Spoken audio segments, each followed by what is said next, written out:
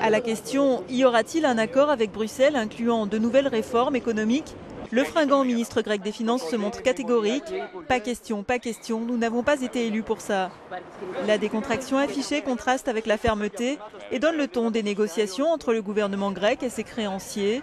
Durant 2 jours de tractation, sans relâche, le Premier ministre Alexis Tsipras s'est opposé à réduire les retraites ou relever la TVA, réclamant dans le même temps l'allègement de la dette publique. Une obstination qui a exaspéré les négociateurs du FMI. La balle est dans le camp grec, à lâcher l'un d'eux avant de quitter la table des négociations, laissant planer un sentiment d'impasse politique. Ces gens-là nous amènent vers la faillite. Il n'y a pas moyen pour eux de trouver un accord. La dette est si grande qu'elle ne peut pas être recouverte, malheureusement.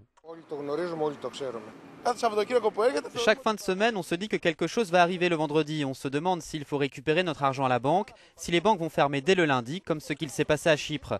Malheureusement, je me sens très pessimiste. C'est ce que la situation inspire.